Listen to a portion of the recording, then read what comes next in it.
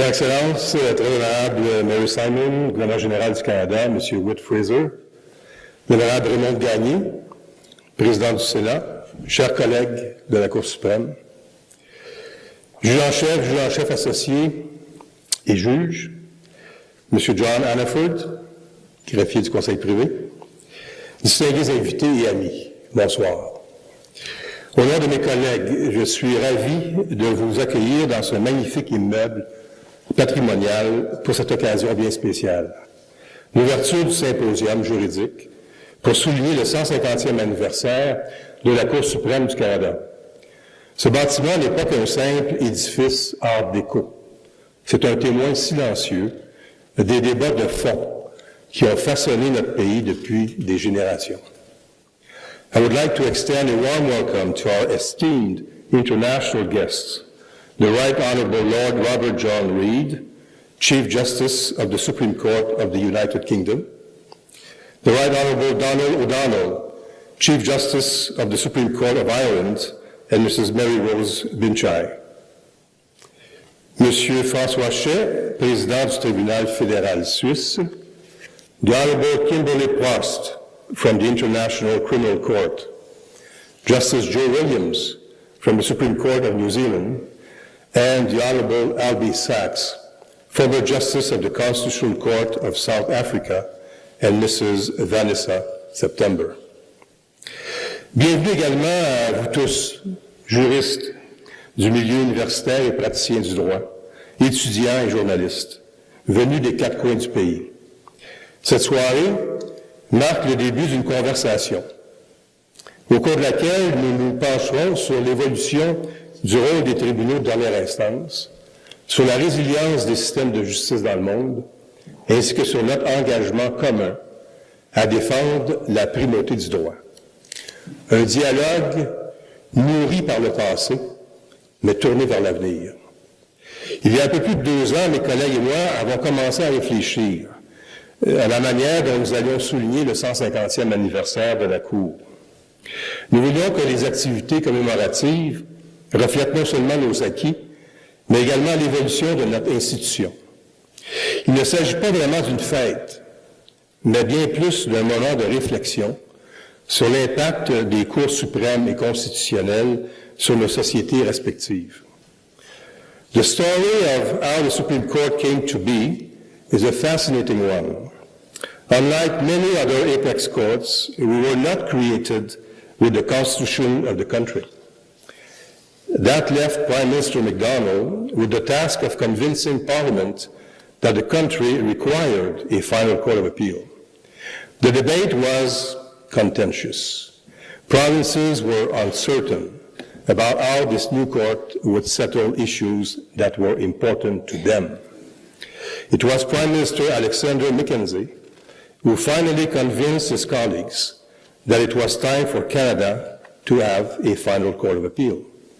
This is what the then Prime Minister said at the second session of Parliament on February 5th, 1875, and I quote, "We are gratified by the announcement that our attention will be invited to a measure for the creation of a Supreme Court. The necessity for such a measure having yearly become more and more apparent since the organization of the Dominion, it being essential to our system of jurisprudence and to the settlement of constitutional questions," end quote. On November 18 of the same year, at the reception honoring the first justices of the court, Governor General Lord Dufferin expressed his vision for the institution, a court whose authority would rest on the wisdom of its decisions. Over the past century and a half, our court has been entrusted with interpreting our Constitution, safeguarding fundamental rights, and ensuring that the rule of law remains not only a legal principle, but a moral compass, a cornerstone of our democracy. This anniversary is an opportunity to recognize the responsibility the court bears, a responsibility shared by courts around the world, as our esteemed international guest can confirm, to act as guardian of justice impartiality, and public trust, and how it has shaped also Canada's legal landscape. Each judgment handed down resonates beyond these courtroom walls, supporting the strength of our democracy. The discussion we will have over the next 2 days could not be more timely. Un peu partout sur la planète, nous observons au quotidien les pressions croissantes exercées sur les tribunaux, les empiètements sur l'indépendance judiciaire et la règle de droit, et les attaques qui ne sont même plus dissimulées contre les vigies de la démocratie, que sont les médias traditionnels, les avocats et les juges. As my Canadian judicial colleagues and I discussed this week, the context in which we are operating continues to change. Our socio-political environment is evolving, and we are seeing a global rise in misinformation that is having a negative impact on democracy and the rule of law, distorting public opinion and eroding trust in institutions. The media landscape is also undergoing significant changes, with declining trust in traditional media, and social media increasingly relied upon for news, despite the rapid spread of misinformation that occurs in that space. Force est d'admettre qu'aucune démocratie n'est à l'abri de ces périls, y compris le Canada.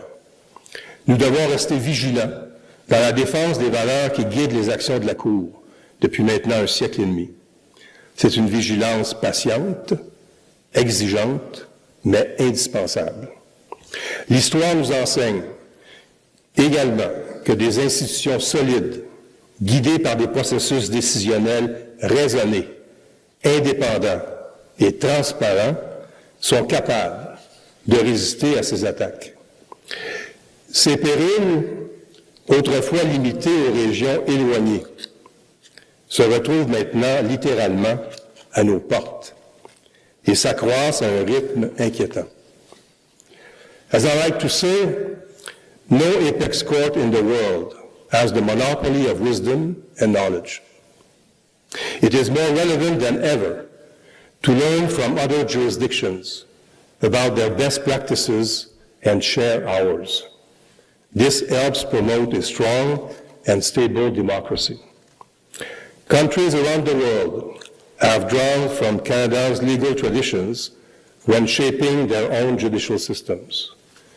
Our approach to judicial independence, the protection of minority rights, and the balancing of federal and provincial powers has been studied and consecrated by other apex courts. Canadian judges, scholars, and legal practitioners are part of this international dialogue. This is no accident. At a time when public trust in institutions is wavering in many countries of the world, Canada stands as a testament to what is possible when the judiciary is independent, principled, and unwavering in its commitment to the rule of law. We will not take this responsibility lightly. The health of our judicial system is not a matter of chance, but of constant care and vigilance.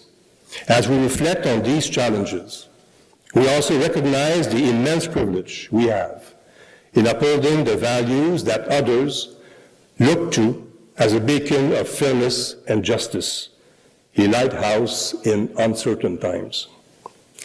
Au cours des prochains 2 jours, les discussions que nous aurons dans le cadre de ce symposium nous rappelleront que notre travail n'est jamais terminé et que la défense de la primauté du droit demeure une responsabilité partagée. Le système juridique canadien est façonné par les traditions de common law et de droit civil, une dualité qui reflète la diversité de notre pays et qui s'ajoute au bilinguisme institutionnel. Notre Cour assume ce double héritage tout en respectant également les traditions juridiques autochtones. As we reflect on the 150 years of jurisprudence, we are reminded that the court's role extends beyond resolving disputes. It safeguards the principles that bind us as a nation. We serve an important role as guardian of the Constitution and defender of the rights and freedoms of Canadians. For the next few weeks, this court will also be the actual guardian of the most important document in our country, the Proclamation of the Constitution of 1982. To house it, even briefly, within these walls is a sacred trust. I would like to thank Library and Archives Canada for that. This act marked the dawn of a new era. What followed were landmark decisions on such fundamental social issues as language rights, abortion, Indigenous claims, and gay rights. Decisions that helped shape the moral and legal compass of the country. I also wish to thank the President of the Senate, the Honorable Raymond Gagné, for lending the court the original versions in French and in English of the Supreme and Exequatur Court Act. These versions have never been exhibited before. I invite you to visit this special exhibit in the Grand Hall this evening or tomorrow to view these historic documents. Over the course of this symposium, we will explore several key questions that lie at the heart of our justice system. How do we ensure that the rule of law remains resilient in the face of a shifting social environment? How do we protect judicial independence in an era of political polarization? As apex courts, we play an important role in upholding our constitutional democracy. But how do we balance our duty to interpret the law with the evolving expectations of the societies we serve? There are so many questions to cover. We will also reflect on the coexistence of common law and civil law traditions and the meaningful reflection of Indigenous legal traditions alongside those systems.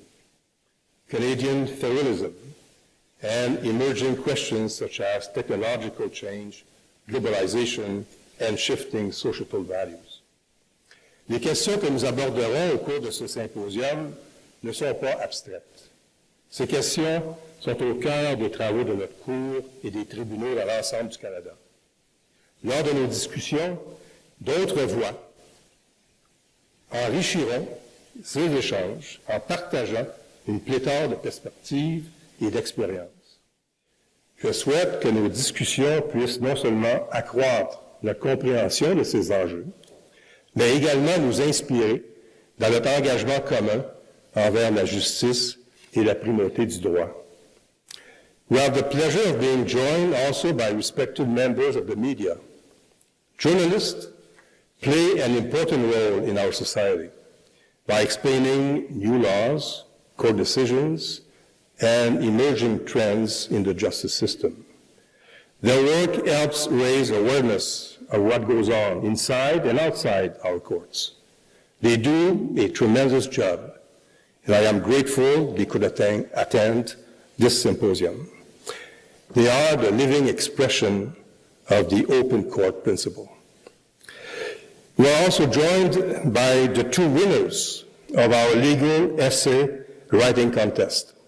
As part of our 150th anniversary commemorations, law students from across the country were invited to submit an essay about a landmark Supreme Court decision and its impact on Canadian society.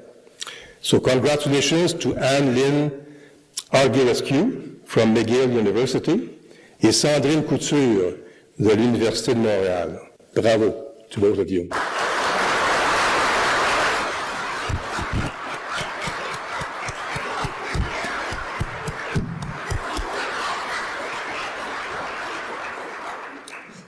Je nous invite tous à amorcer ce symposium en abordant nos échanges dans un esprit de curiosité, d'humilité et de détermination.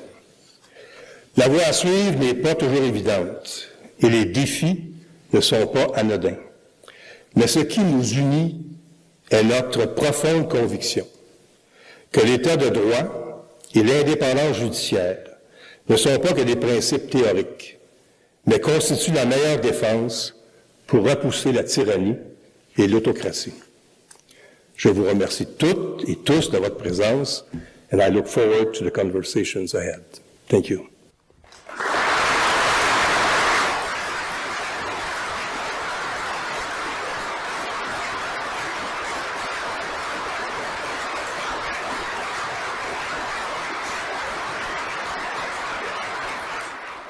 Ladies and gentlemen, as I noted earlier, we have the distinct pleasure of being joined this evening by Her Excellency, the Right Honourable Mary Simon, Governor General of Canada. Your Excellency, we would be honoured if you would say a few words.